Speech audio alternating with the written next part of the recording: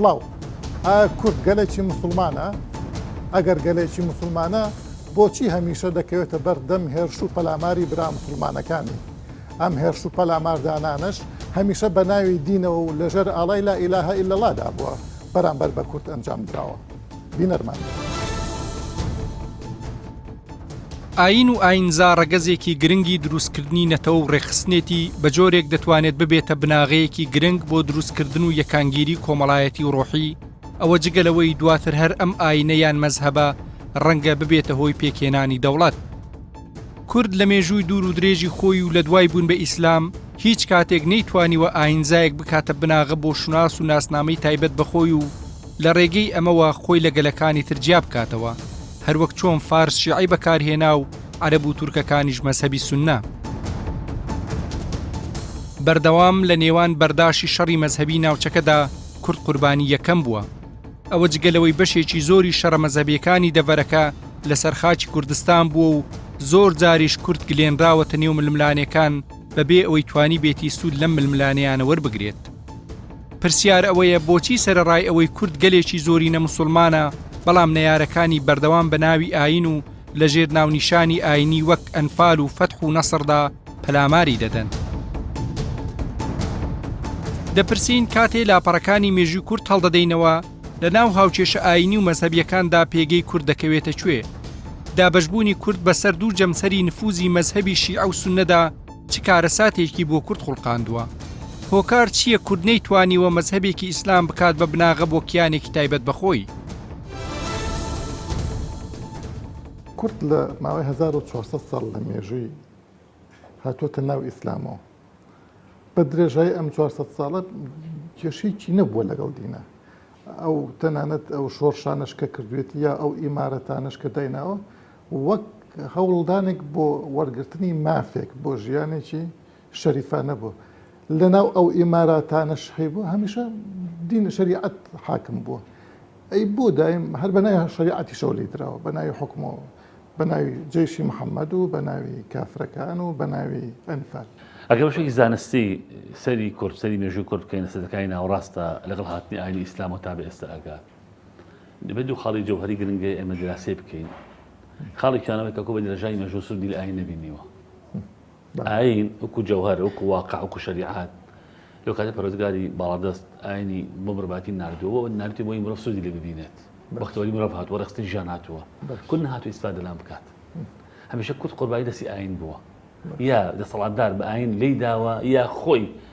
کردی قوربانی ئاین لە کاتێکدا هەموو نەتەوەکانی سەر دنیا هەموو گەلانی سەر دنیا دینیان بەکارهێناوە بەڕژەوەی تایبەتی خۆیان. یەک خاڵە تا ئێستا کورد تێنەگەیشت توش کورد نەهاتووە ئاین بەکار بهێنێت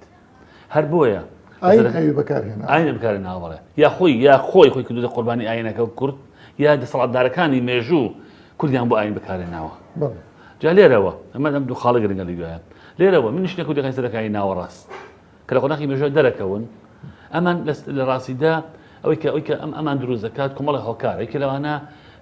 سەرخێڵەکانن کۆڵەکە هۆزایەتی تێدەگەری بووە سەر خۆزەکانی کورد لە بەرژەوەندیان دراوە یا ویستیان لە ناوچەکانی خۆیانە دەسەڵات بۆ خۆیان دروست بکەن دەستیانەوەتە هەوڵدا بە قاوارێکی سیاسی لە بەرامبەر دەوڵەتانی عەباسی و دەوڵەتی مەسەڵەن بێزەنتیا دەوڵەتانی تری ناوچەکە هاوکاری و پەیوەندیان هەموو دەوڵەتێکیش هەروە دروست نەبووە هیچی ڕوحێکی نەتەوەی نەبووە. جیازەکە ئەمەیە کاک سۆران جیازەکە ئەمەیە کورد کاتێک لە قۆناغێکی ئاژی ئاین باڵستە بەسەر دەوڵەتانی دنیاوە تۆسێک بێزانتی ئاینی مەسیحی هەیە فاتمی ئاینزای شیعی هەیە عەباسی ئاینزای سوننەیە بۆ یەکان شیعان سەرجۆکان سونەن بۆ نمونە ناوچەکە لە ئاین ناقوڵێت کوردژە بە ئاین کار بکات بابارەبە سەید مەلکی سادە بەڕزێنمەوە دەیلێمیەکان زەردەشتی لە باشووی دەرای خەزەر دەراجی خەزەر کاتێک حەسەنی کوڕی زەیدی عەلی ئەیانکار بە موسڵمانە بنە سەر ئاینزای شیعە چونکە حەسەن خۆی زەیدیە شیعەیە ئەیانکار بە چی ئەیانکار بە شیعە حەسەنی کوڕی عەلی زەیدی ئەیانکار بە شیعە کە دەیلێمیەکان بنە شیعە دوای دبنە بۆی هیەکان بۆ یەکان بە ئاینزای شیعەوە دەستە خەلافەتی عەباسییاگرن خەلافەتی عەباسی سوننەیە بۆی هیەکان کورد بوون دەیلەمی دەیلم دەیلم بەڵێ دەیلم دەیلم تورکن دەیلم ڕقەزێک نا دەیلم ڕقەزێکی تورکە چونکە تورک خۆی ئەساسە تیرەی مەغۆڵ و تاتار هەیە ڕێگی لەبێتەوە تورکمانە ئازارە مەغۆڵە زۆرن تیرەکانی ئەمە لێرەوە دەیلمەکان کە دەبنە شیعە دەبن سەر ئاینزای شیعە دەبنە مسلمان بە شیعەتی لە دەوڵەتی خلافەتی عەباسی ئەدەن ئەمە سوالە سەریکە کات بە شیعەتی ئیشەکان سەگەوات شیعە بەکارنا بەژەندی خۆیان بەکارداهێنا پێش زەردەشتی بوون لە باشووری دەرەچە خەزەرانی شەرجە بوون کەس کاری پیان و خەڵکی ڕاوماسی بوون کە دەبنە ئاینزای شیعە ئەم ئەزان ناوچکە ئاینیە ئەم ئاینە خۆزنەوە بە ئاینزای شیعە دەوڵەتی خلافەتی عەباسی ئەدەن بۆ نمونە بەس خۆ سەلجوقیەکان هەر بە جەوارە ئەمە لە سۆپە جاڤەنجی زاینی 1500 زاینی کە سەلجوقیەکان دەرەکەون بتپەرستن سەرەتا بتپەرستن کە نزیکدن لە دەوڵەتی خلافەتی عەباسی ئەگەر لە سنەکانی ئەو دەدەن کە ئەزان دەسەڵاتداری خلافەتی عەباسی سونەیە بەڵام دەسەڵاتی ئاینزایش بۆ هیچ شیعە کۆنتڕۆلی خلافەتی عەباسی کردووە دەبنە سونە بۆی لە بۆ هیەکان بن هەیسێ حاڵەتەکە یعنی سەلجوقیەکان سونە ئاینزای سونە بەکارهێنن بۆ لەدانی بۆ هیچ شیعەکان سەلجوقیەکانش تورکن بەڵێ کەواتە سەلجوقیەکان ئاینزای سونە بەکارهێنن بۆ لەدانی بۆ هیەکان بۆی بگەنە خلافەتی عەباسی وەلێ کۆنتڕۆلی خلافەتی عەباسی بکەن کەواتە سەیریکە ئەمە پێش دەرکەوتنی دەوڵەتی عوسمانی و بەڵێ تۆڕۆڵبەک بڵێ ئەمانە ئەبنە نوە دەوڵەتی عوسمانی ئەمە سەلجوقیەکان ئەبنە بنەمای دەوڵەتی عوسمانی کەواتە لێرەدا تورک دینی بەکارێنە لە دین ئاینزای سونە بۆ یەکان شیعە بەکارنا فارس قۆناغی مێژوودا شیعی بەکارنا بۆ نمونە سەری حاڵەتەکە بەڵام کورد نەهات لەم مێژوو بەرفراوانی دەوڵەتی خلافەتی عەباسی و مێژووی ئیسلامدا ئاینزای بەکاربێنێ وەرژۆلی خۆی ئاینزای بەکاربێنێ سەرنجەکان سۆرانگیان تا ئێستاش کورد بەشێکی شافعیە بس عين الرباط باش حنفيه باش كحنبل باش مالكيه باش يجي لمانا كود نبونا قداربه باش يجي الشيعة الامام الشافعي كاخوي خلقي فلسطين خلقي غزه لا شو ميستر مستبون منا لانه شي على قوربوا كرد بيت الشافعي بزان الشافعي شي داوا اكا براسي ام بس براسي ما ابو حنيفه كرج ران كرد هنا ناسي وانا زين كرد كي باش مسلمان يكون زاني قوربوا كرد الامام حنفي باش يجي قوري كرد شهر شيعا بالله باش شيعا باش بالله زور راسته سيجا كاتك ذا كاك سوران ليرة خالصو كرجع جنب من بسيك زور جريج وروجات كدولة ساساني برامبر دولة خلافة راشدي أوستيت كبعد دولة ساساني كرد بدك الأواني باشا سرجبا هل بدوي يمون بالله ليرة دولة خلافة راشدي سمي خليفة عمر كل خطاب ده دولة ساساني أروخيان لدوم خلا قاست شرق قارسي وشلون ينهاوت سريكا ساساني روخا كروخان دي دولة خلافة راشدي إسلامي كيف فلان امر خاني ذاك الدواء خليفه عمر يقول خطاب باش والله يا اخواني بيت واطي انا واضحه لو روجوي خليفه عمر فتواي وخاني خلافه عباسي خلافه دولة اساسا دردكات فارس كان دجادي اي زي السنه كان دجادي دولة خلافه الاسلاميه كان حتى املح زي بالتالي عمر يك فارس ثمانيه ناي عمر بيت ناي ابو بكر بيت ناي عثمان بيت ناي عائشه بيت ناي حفصه بيت بو عائشه شي ابو بكر حفصه شي عمر كردك كساسانية قبل يخوي بزانت توطير رخابت خليفة عمر رخاب بيتي شلون نيوي نايكر عمره نيوي أبو بكر نيوي عثمان أنا مش سنة كواتا كرد قد دي مكاننا هنا بويا ببران حال إسلامية منكم يجوا قصة أكم بجسون بهزاران بلقى حالي جورا إسلامية بنبورة من بس لا وناكم كهله إسلام بلا أوانيك الصلاة يعني أوان شورنا مكان زي كان مكان شورنا همو دولتك حزكات هيمنيها بيت همو دولتك حزكات هجمونيها بيت همو نتويق بخوي كاردكات أبيت تو خود وكرد لو شوارشوي دا حضور دا بيت تو خود بلو كنت أو دولتها دجموني تويا برامري بوستي تو خود برولتها بيت دولتها دا كان ياخد جال هجموني أو دولتها وبراسي سلام مشكلة خالصو قلنا بلقي قصغاني إيمايا صلاح الدين أيوبي كدولة أيوبي لو قال ولاتي مصر للشام مش أبستبه مصر هو فالمرة يمني جكات بلما قلتي هذا الشيء الله يخاطر روش مكانه بسيط لشر حاطين ده فلسطين خلص أزاد دكات باشا صلاح الدين شو بيستي بخلافة عباسية بشتو عين دبكات شرعية داولة خليفة عباسية أكاد شرعية خلافة على آل النبوة زورته دبوار مكاسو لا بداولة بردناوا أي بوي كان كاددن بخاداقي لكن مستقبل الله شاي كورا كان بوارم با هرد الصلاة دارش ستوير يقوس سلجوقيا كان كسنشن بكو عباسيا كان باشا بو خليفة عباسي بروبال كانوا كسكسان كان عليه بس هر خلافتي عباسي اوان لجر د صلاتي لجر پاڵتۆی خلافەتی عباسی هەرماوە بەناو بجازم خلي العزيز بكاره هنا بەڵێ بك بەزماوە أبغى صلاح الدين مكاري بينايا بس صلاح الدين مكاري هنا صلاح الدين بولا دي قريتها ده ولا قادم بالله أكاد كرئيس صلاح الدين بدو صلاح الدين داني بدابنه توصل ثاني أيوبيت توصل ثاني جاني إسلاميت كسر له قناقيا بتوانتو بالسنية ولا خلافة دي قريتها گەلانی ناوچەکە کە لە زۆر ڕووی ڕۆشنبیری و کۆمەڵایەتی و شارستانی لە کەم قۆناغدا توانی ویانەشان لە شانی کورد بدەن بۆچی بەردەوام ئەوان بەناو شێوازی جۆراوجۆر خاوەنکیانی سربەخۆی خۆیان بوونە بەڵام کورد هەمیشە ژێر چەپۆکە و چەساوە بووە ئایا هۆکارەکە بۆ کورد دەگەڕێتەوە یان زەبر و زەنگی نارەکانی بە درێژایی مێژوو لە زۆر حاڵەتە دیقەتین کورد مسلمانە گومان لەوانێ نەگەر مسلمانە سونە مەزەبیشە نەک سونە مەزەبە شافعی مەزەبیشە لامیان تۆختر باش فارس مسلمانە بەس شیعەیە لە تاریخا سونەش بوون تورکیش بە هەمان شێوە هەموویە سونە و مسلمانە بۆ ئەبینین لە زۆربەی شەڕەکانی مێژوودا ئەوە تاکو ئێستاش بە ناوی دینەوە لە کورد دەدرێت وەک دین شتێک بێ یا کورد غێ شتێک بێ لە دەرەوەی ئیسلام لە دەرەوەی مسلمان ئەمە گەمەیەکی سیاسی هەری عتیقادێکە لە عقلی ئەمانەیە طبعاً بێجگە عەرەبیش بەڕای من ئەو میلەتانەی کە باسی کردن بۆچی ئیسلامیەکان بەهێزترە لە ئیسلامی کورد لەبەرەوەی ئەوان خاوەنی دەسەڵاتن خاوەنی سوڵتان خاوەنی حکوومەتن کوردی وەختێ خاوەنی دەسەڵات و سڵتۆ حکوومەت نەبووە بەڵکو پاشکۆی دەوڵەتانی لە کۆنەوە دەوڵەتی خلافەتەکان و لە پاشەوە دەوڵەتی عەباسی و ئومەوی و دوای ئەوە تورک و عوسمانی دوای ئەوە عوسمانی و دوای ئەوە سەفەوی هەر پاشکۆ بووە لەبەر ئەوە دینەکەشی بە پێی ئەوەی کەوا قووەتیشی ئەو تۆی نەبووە دەسەڵاتی نەبووە حکومەتی لەوە دینەکەشی لاواز بوو من پێت وایە ئەمان بە ناوی دینەوە ینی دین و بڵین دەسەڵاتیان تێکەڵ کردووە ئیتر ئەوان حکومیان داوە بەسەر ئەوەی کە چێ مسلمانە و چێ مسلمان نیە یان لەبەرەوەی ئەمان لە دەسەڵاتی ئەوان دەرچوون کەواتە مرتەدن لە دین بێگومان چووکە با بڵین لە هەر وەختێک ئەمانەی کەوا حسابی مسلمانیان بۆ ناکرێ و لە ئەمر و نەهی ئەوان دەرەچن بە حسابی مرتەدن وەکو چۆن باباسی دوور نەڕۆین کە بەنی قەینەقاع و بەنی نەزیر بە بیانوێەوەی کەوا لە ئەمر و نەهی عەرەب دەرچوون ئەوە بووکەوە ئەنفالیان بۆ دروست بەس ئەوان لە سەردەمی پێغەمبەرە بوون بۆ ئەمان نە پێغەمبەرنەوە نەهیچ بڵێ ئەنجا ئەوان جوولەکە بوون ئێمە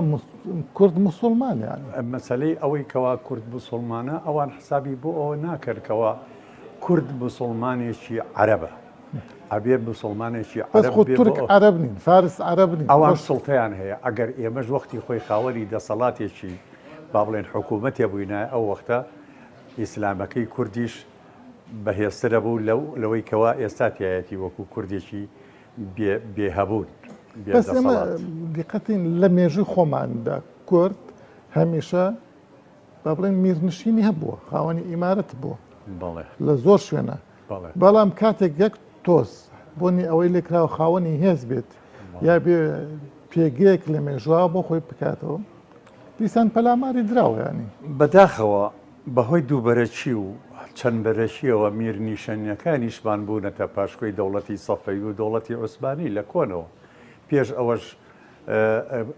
وەکو تاریخ باسیەکە هەر هەمان شت ئەگەر تووشی هەرچی گەرم و کێشەیەک بوو بن لە بینی یەکتریا پەنیان بۆ یەکتری بۆ دیالۆگ لە بردووە پەنیان بۆ دوژمنەکەیان بردووە کەوا بەهێز و بە قووەت سەری براکەی خۆی پانکاتەوە بەس مەبەسە با دیقەت لەمە بین با لە بڵێن تاریخی ئەمڕۆ ئێمە باسکەین کاتێک کورد لە ئێران لە 1970 تا 80 شوێنێکی تایبەتی خۆی هەبوو نە کەس کوژرابوو نەهیچ کەچی ئیمامی خۆمینی بە ناوی جیهاد دژی کافرە کوردەکان بەڵێ ئیمامی خۆمینی پێش ئەوەی کە لە کورد بە کاغەزێکی نووسی بۆ ئەحمەد حەسەن بەکر و سەدام حوسێن ئەڵێ سەلام على من اتبع الهدى ئەم سەلام على من اتبع الهدایە محەممەد صلى الله عليه وسلم کە ئەینار بۆ نەجاشی حەبەشە و ئەینار بۆ شاکانی عەجەم و ئەمانە بۆی ئەنووسین سەلامون عەلا من ئیتەبەع الهودا، یعنی گوناح بۆ بەلایەوە سەلام لە یەکێ بکە کەوا ئیسلام نەبێت. يعني ئەوان کافرن. ئەوان بە حسابی خۆیان ئەمانیش کافرن ئیجا کە ئەوان بە کافر بزانیە خاوەنی ئەو هەموو سڵتە و دەسەڵاتی خۆیان کوردێکی عەرەبن و بە عەرەبن کە خاوەنی ئەسڵی بەسەلەکەن کوردێکی قوڕ بەسەرە بێت بێ. باشە مامەسە ئێستاشە سیرەکەین بە هەمان شێوە لەم هێرش و پەلا ئامارانەی تورکیا بە هەمان زمان بەکارێنێت. ئەمە جێیشی محەممەدیە، ئەمە پەلاماردان و سوورەتی فەتحە، ئەمە بە هەمان زمان بە هەمان لوغە ئەوانش کە پێشڕەوی جێشی تورکیەکەن حیزب بڵین گروپە ئیسلامیە توندڕەوەکانی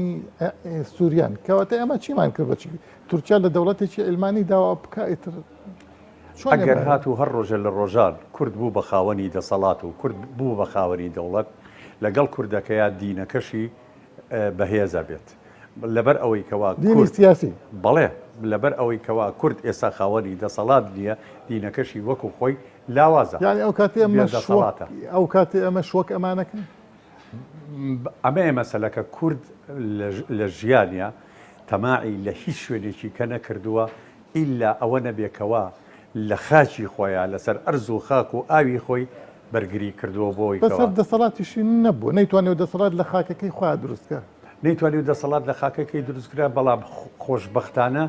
دەسەڵاتی بێگانەش نەیتوانیوە ئاوەشی کە لە ناو خۆیان چەنەها ساڵە ئەیانەوە بیان کرد بە تورک و عەرەب و فارس نابن. باشە مامەستا من پێم وایە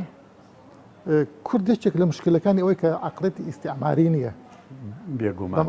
عقڵێتی داگیرکەری نەبووە بەڕێزت ئەمە بە فەخرەزانی کە کورد هەر لە وڵاتی خۆیان بۆیە یەکێکە لەو عیبانەی کە کورد هەی بووە هەر بە دەوری شاخەکان ئاسوڕاوەتەوە نەیتوانیەوە بچێتە دەشتانیەوە. من لە بینە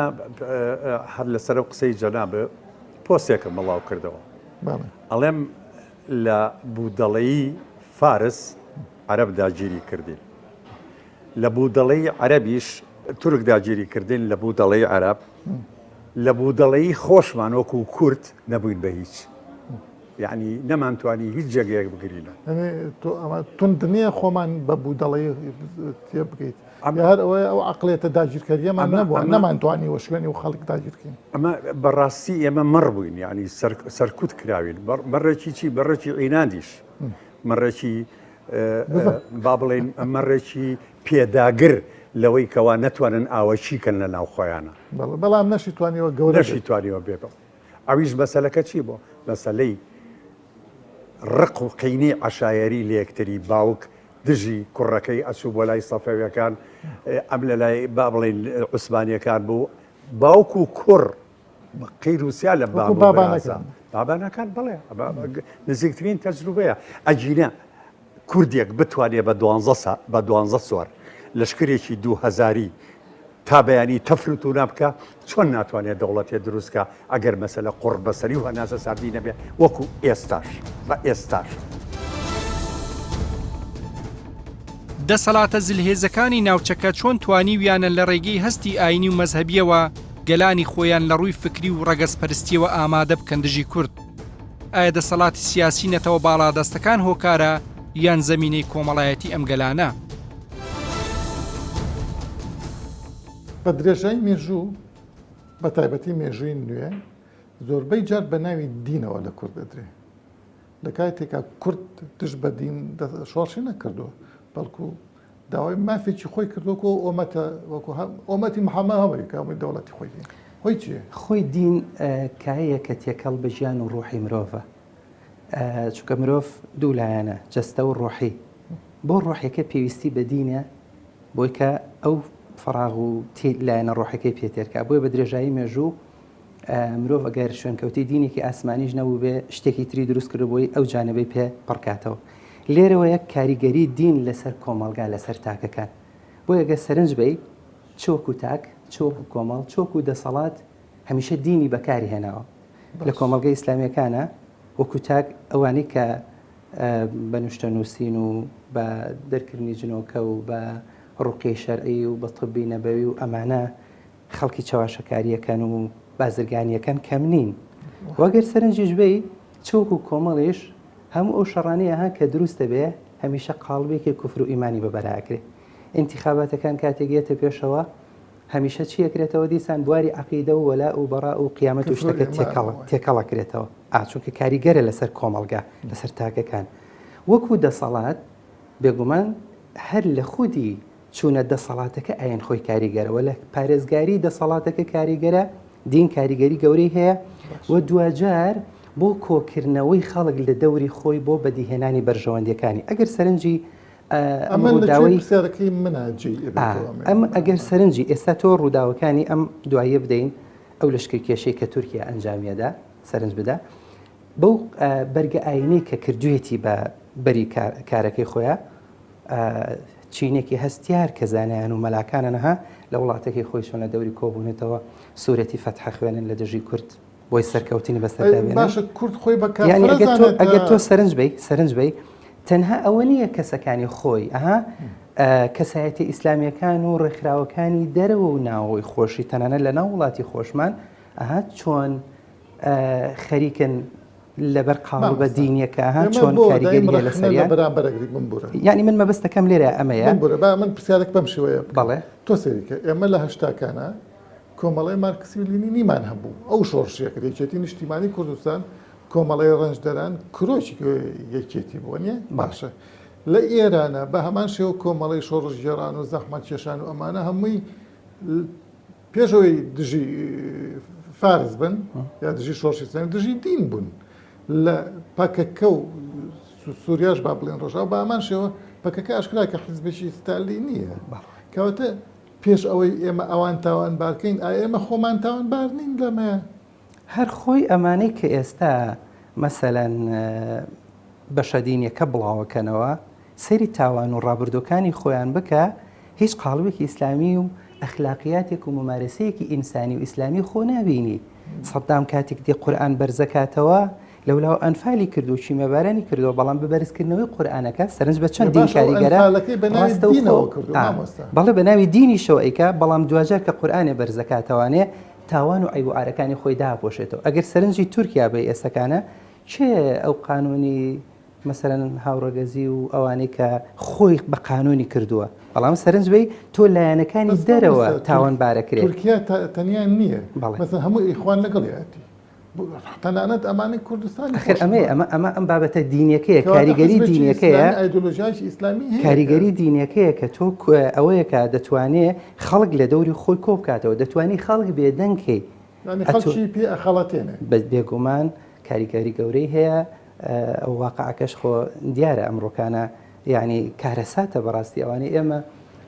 بەڵام مامۆستا ئەمە کورد بە درێژایی مێژووی خۆی ڕۆژێک لە ڕۆژان هەڵنەگەڕاوەتەوە لە دین ئەوە ئاشکرایە یا ئیمارەتی دروست کردووە لەناو چوارچەوەی دەوڵەتە بە شاهێدی خۆیان کورد لە هەمووانیان پاشتر و پاکتر و ئیماندارترە ئێستاشدا لە سەردەمی دەوڵەتی نەتەوەییە کورد هەروەکو موسڵمان داوای دەوڵەتی نەتەوەیی کردووە مافی خۆی مەلا مستەفای بارزانی مەلایە قازی محەممەد ئاشکرا پیاوێکی دینیە شێخ سەعیدی پیران شێخی طریقەتە لەگەڵ ئەوەش دیسان هەر بە ناوی دینەوە ئەوان ئەزانین چۆن کاتێک عەرەب مەسەرەن دەسەڵاتی هەبووە یاخود مەسەرەن تورک دەسەڵاتی هەبووە لە قاڵبی دینیەوە دەسەڵاتەکەی وەرگرتەوە پارێزگاری لێ کردووە ئەوان باوەڕیان بەوە نییە ئەوەی کە بۆ خۆی بە دینەکە بەدەستی دێنێت تۆ بەدەستی بێنی ئەوەی ئەو بەدین داوایەکە تۆ پێی داوا بکەیت ئەو بەدین لە بەدین لە تۆدا بەس ئەو مافە بە تۆ نادات تۆ موسڵمانەتی خۆت ئاشکرا بکەیت و بڵێ هەر ئەوەی کە بۆ تۆ ڕەوایە بۆ من ڕەوا بێت ئەو پێی وایە بۆ خۆی ڕەوایە بەس بۆ تۆ ڕەوانییە تۆ بە ینی پلەیەک نبینێ لە موسڵمانەتی و تۆ بێ خزمەتی بکەیت تۆ بێ ئەو جوندی سەربازەوی تۆ بێ ئەو جوندی سەربازەوی ببینە نەتەوەی واز لە دین بێنین ببینە دینی هەر ئەوەیە کە ئێستا مەڕاستیها کە جەماوەر و خەڵک چۆنەها داوا لە خەڵکێکی موسڵمانەکە داوا لە مامۆستایانی ئاینیەکە داوا لە ڕێکخراوە ئیسلامیەکانەکە کە ڕۆڵیان هەبێ بۆ هەر ئەو پرسیاری جەنابدا چونکە ئەوان بە دین لێمانەدەن کەواتە ئەبێت تۆ جارێکی تر دین بەکاربێنیتەوە بەو مانایە چۆن ئەو دین بەکارێنێتەوە بەکاری بێنیتەوە بەو مانایی کە دین تۆ بڵێ ئەوەی تۆ دەیڵێ ئەوەی کە تۆ دەیکێ لە بەرامبەر کورد ئەوەی کە تۆ بەکارێنی ئفتیڕایە بەدەمی خواوە ینی مەبەستەکەم هەم ئەبێ ئێمە جارێکی تر ئەوان چۆن بە دین لێمانەدەن ئەبێ دین ئەو وسیلەیە بێ ئەمەش بۆ پارێزگاری لە خۆمان یەک با من ئازەکەم لەم ڕووداوانەی ئەخیرە نەحز بە ئیسلامەکان نەیەکێتی زانانی ئیسلامی چەند مەلایەک کە نەبێت کە هاتوونەتە سەرجادە ئەم زاهران کردووە دۆخسیان کرد کۆمەڵ دەموچوی دووبارە لەمە زیاترمان نەدیوە ئەوە دنیابینیەکەی ئێمە بۆ دین بۆ مرۆڤایەتی بۆ ئینسان بۆ قومیەتێکی خۆمان بۆیە لێرایین ئێمە ئەوە دنیا پەیوەندی بە خۆمانەوەی ئێمە وکو جەنابەوتی وتت چۆن ینی بۆ وڵاتانی دنیا مزاهرەیەکەین دەگرین خۆڵەکانیان بۆ تەرخانەکەین بەڵام لە ئێستاە هەر ئەوانی ئێمە بۆیان گریان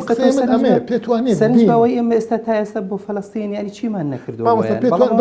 چۆنن بەرامبەر ئێمە ئەو سەرکردانی کە ئێمە پارێزگاریمان لێکردن بەڵام ئێستاوان سەرنج بە ئەوان پشتی مامەسا فاشیستیشیان گرتووە لە دژی دین بەگشتی بەڵێ ئەحزاب ئایدۆلۆژیای ئیسلامی حیزبی بە تایبەتی ئینسان دائەدۆشێ و داش ئەشۆرێت لە هەموو هەستێکی نەتەوەی و ئینسانیش تەنیا ئیسلامی نەبێت بەداخەواڵم کە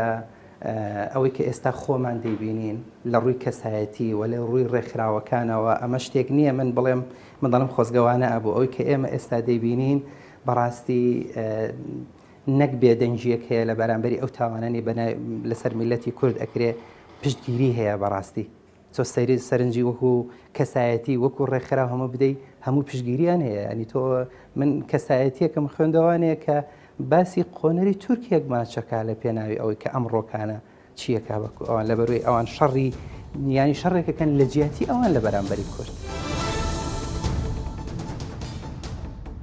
ئاین یان مەزهب دەتوانێت ببێ بە فاکتەرێک لە فاکتەرەکانی بەهێزبوون و سەقامگیری کۆمەڵایەتی و دواتر دروستبوونی شناسی نەتەوەیی و لەبێشەوە دروستکردنی کیانی سیاسی ئەوە جگەلەوەی دەشکرێ وەک ئامرازێک بۆ شەڕ و ململانێ بەکار بهێنرێت.